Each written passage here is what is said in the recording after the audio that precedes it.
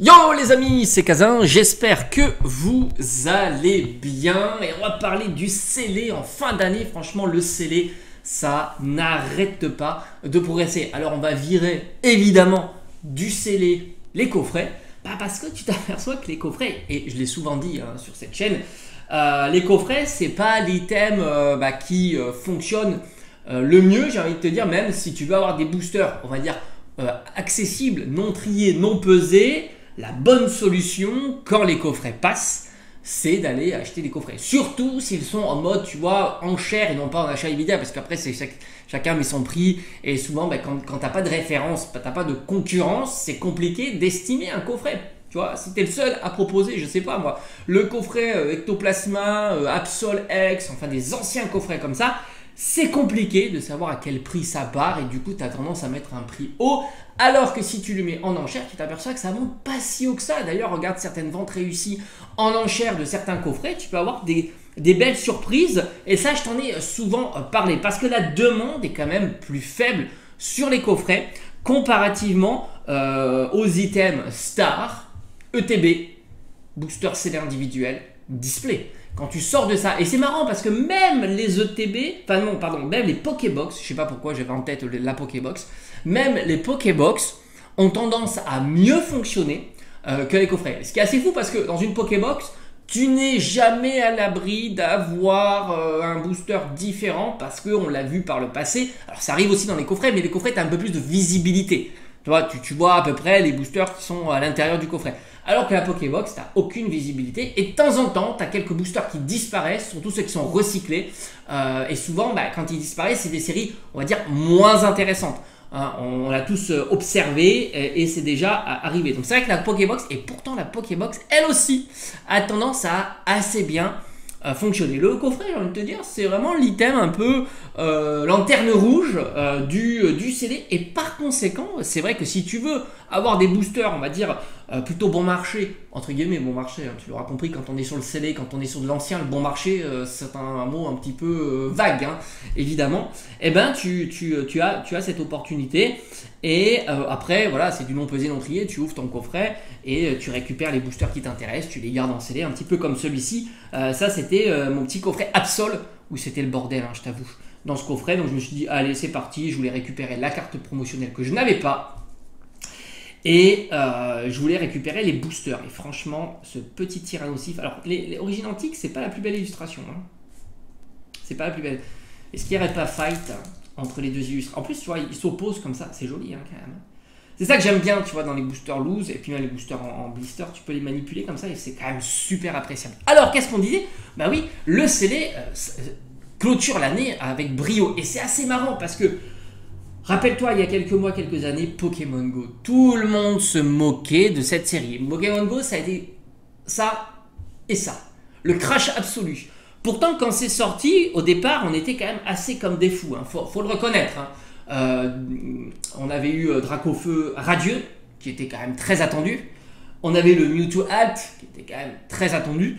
Et de fil en aiguille, ça a été le crash. Moi-même, j'ai ouvert, je sais pas, 50, 100 boosters, une centaine de boosters, je pense, de Pokémon Go. Je crois que j'ai fait pas mal d'ouvertures. J'ai droppé 3 Dracofeu, je crois que j'ai droppé 2 Mewtwo Alt, 3-4 Dracofeu, même 4 peut-être, 3 Mewtwo Alt, il me semble. Bon, j'ai fait beaucoup d'ouvertures. Petite parenthèse, surtout ceux qui disaient que je fais pas beaucoup d'ouvertures. Bon, bref.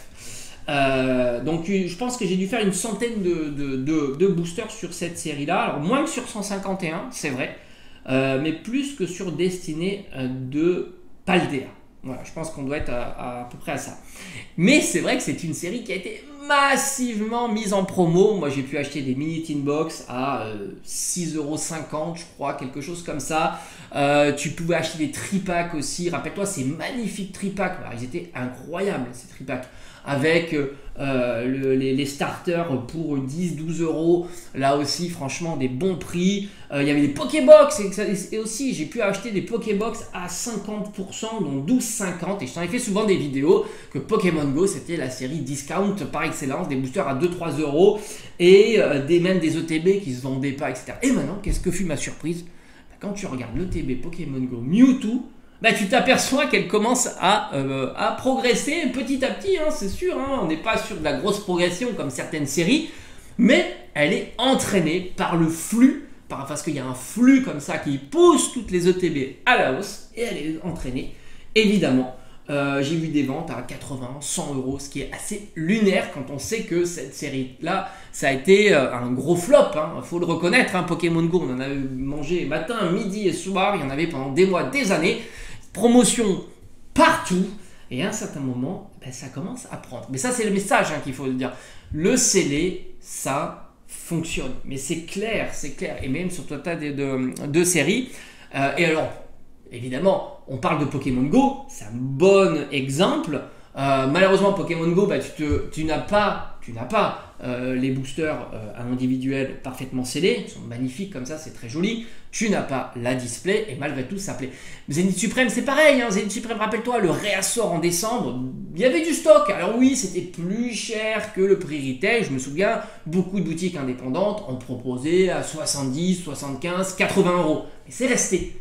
Maintenant, évidemment, c'est un doux souvenir, ce prix-là. Et tu t'aperçois que Zenith Supreme, enfin, certains items commencent à bien progresser. Mais c'est la tendance actuelle et c'est pour ça qu'il n'y a pas de surprise à voir des ETB plutôt basiques, classiques, surperformés. Et du coup, ça challenge pas mal les séries qui, elles, avaient déjà bien progressé. J'en ai fait une vidéo, par exemple, 25 ans. Alors que 25 ans, pour le coup, c'était très compliqué d'avoir ces ETB. Et puis du coup, l'écart, au lieu de se creuser entre 25 ans et ces autres ETB, j'ai l'impression que ça se réduit. Mais attention, évidemment, 25 ans va continuer à progresser, tout comme d'ailleurs l'ont fait des séries antérieures à 25 ans. J'ai en tête La Voix du Maître qui continue à progresser. C'est assez fou de voir les ETB La Voix du Maître aussi à ces prix-là.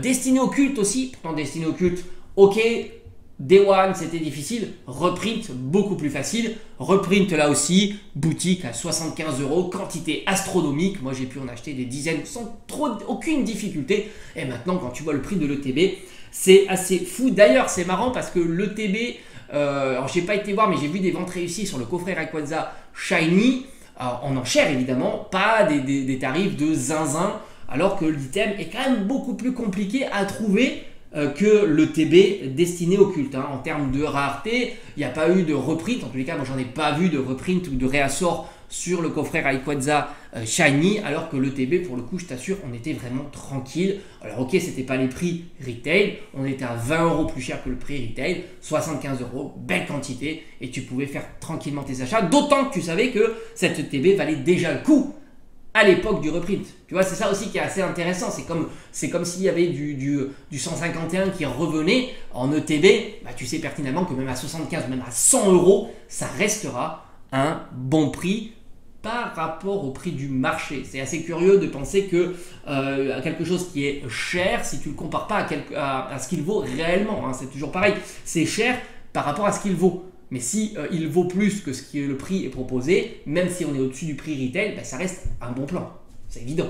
Et à contrario, une ETB par exemple, je sais pas, je te donne, tu prends l'ETB couronne stellaire, je sais pas, 60 euros ou 55 euros, prix retail, on va dire, c'est peut-être pas toujours un bon plan, puisque tu peux les trouver peut-être à 40 ou 45 euros.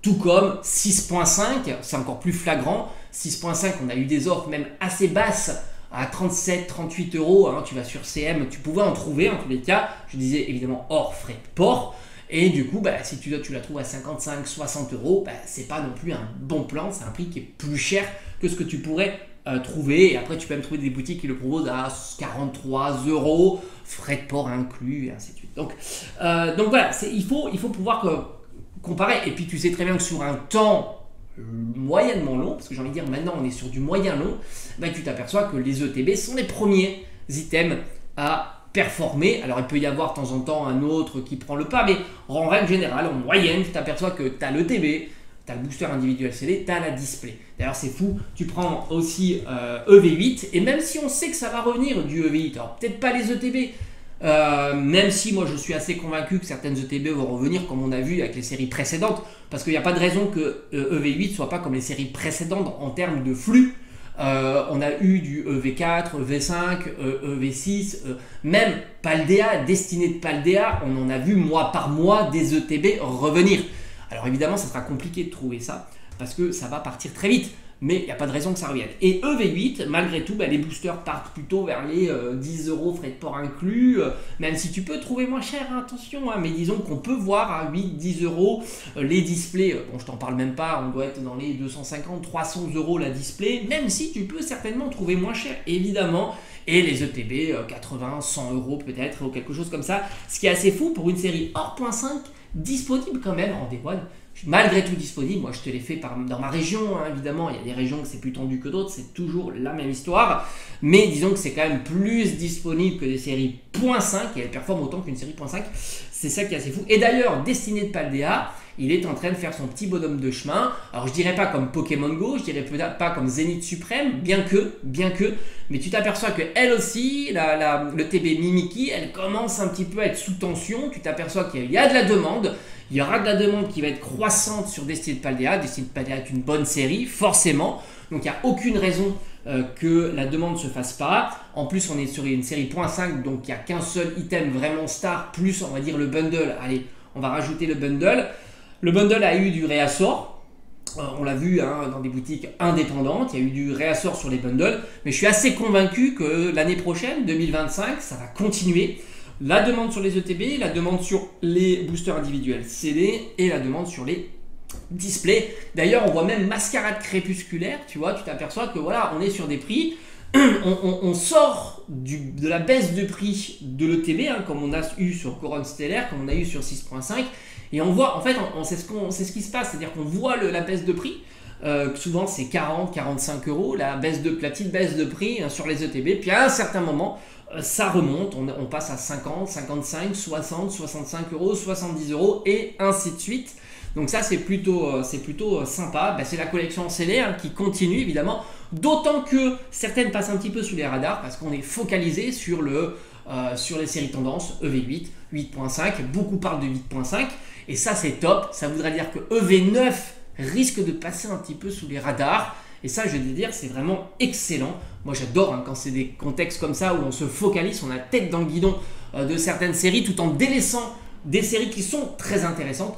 Moi, franchement, si j'avais l'occasion de trouver des petits boosters destinés de Paldea, les avoir en loose comme ça pour pas très cher, un petit budget de 4 euros le booster destiné de Paldea, en loose comme ça avec la belle illustration de Pikachu qui est quand même un des plus beaux boosters hein, qui sont sortis. Franchement j'aime beaucoup, c'est très joli et ça me tente bien et j'ai eu des opportunités, malheureusement je n'y ai pas été, c'est un petit peu dommage, j'avais eu des Pokébox à 20 euros, on a eu des cagnottages sur des destinés de Paldea, bon là je suis pas allé assez vite, ils sont partis malheureusement. Auchan par exemple a cagnoté destinés de Paldea, tu sais les grands coffrets avec les cartes promotionnelles, mais on n'a peut-être pas encore loupé le train, peut-être destiné de Paldea, on va pouvoir trouver encore des items pour pas trop cher. Tu sais que dans mon Carrefour j'avais vu des tripacks, ouais il y avait encore des tripacks qui sont sortis, c'était assez sympa et comme je t'ai dit, moi c'est pas pourtant pour le garder, les coffrets je les garderai pas en scellé, maintenant tu le sais, hein, je délote et puis je me mets un petit art set comme ça sous pochette, c'est juste incroyable. J'adore cette manière aussi de collectionner, même si j'adore aussi